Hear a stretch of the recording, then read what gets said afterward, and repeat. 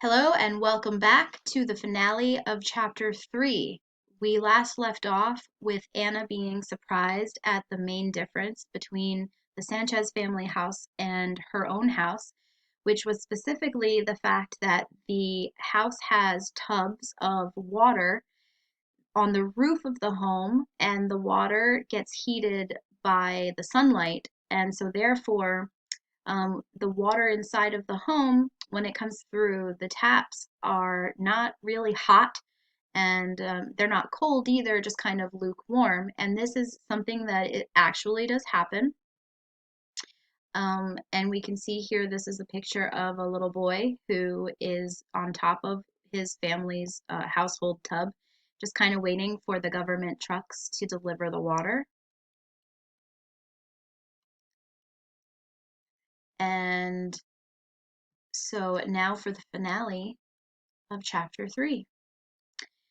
En la casa, las dos hijas duermen en uno de los dormitorios. Los padres duermen en el otro dormitorio. Los dos hijos duermen en la sala. Juan duerme en el suelo y Pablo duerme en el sofá. In the house, the two daughters, they sleep in one of the bedrooms. The parents, they sleep in the other bedroom. So remember, when we want to talk about both mom and dad, the way it happens, since we've already discussed in class, when you have male and female words and they're combined, it's always plural masculine. So what happens here is we use the word father in the plural form. Usually when you see los padres, it does mean parents, but for celebrations like the Day of Fathers, you'll see it. In that case, it does mean just more than one dad.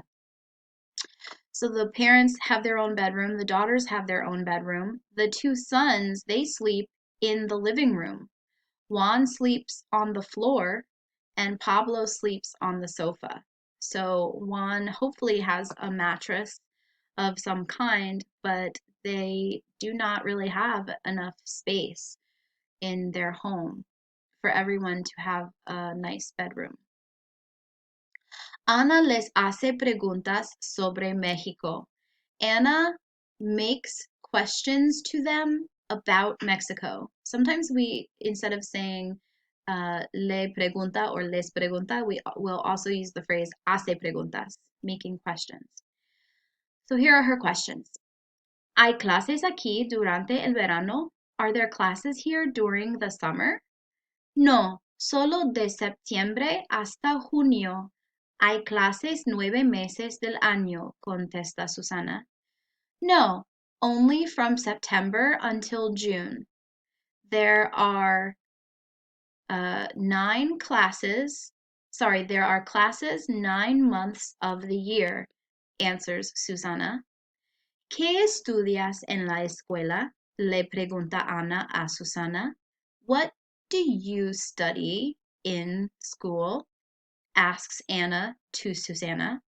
Estudio español, inglés, matemáticas, ciencias y la historia de México, dice Susana.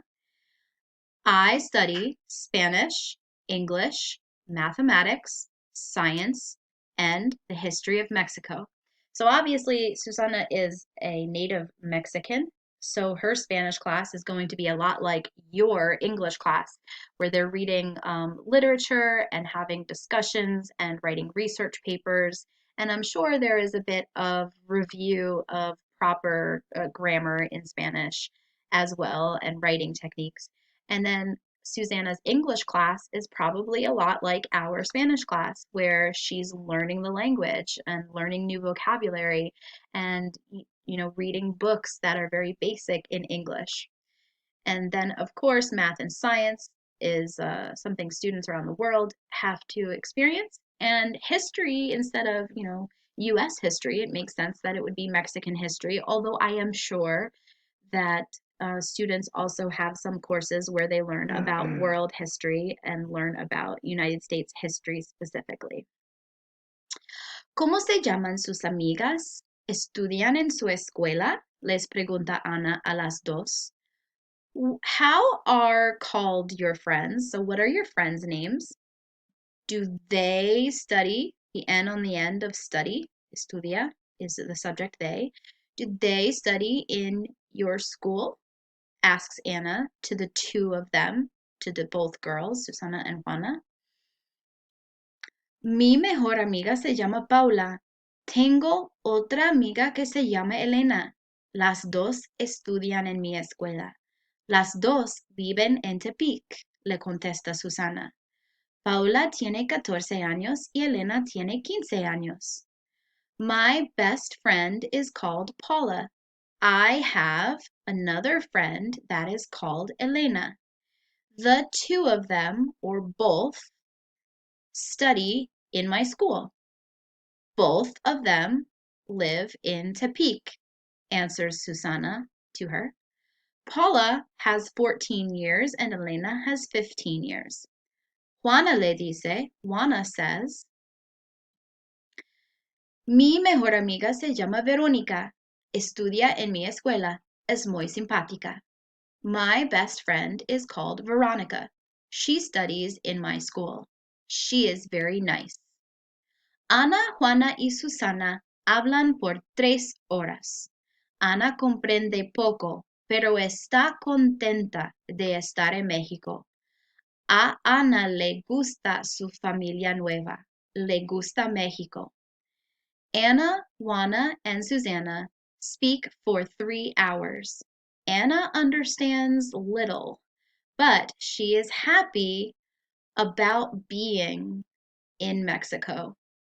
Anna likes her new family, or her family new is pleasing to her, to Anna. So when you're going to put a person's name before the le gusta, me gusta, you need to also put this letter A in front of their name because, as we've talked about in class, the letter A means to.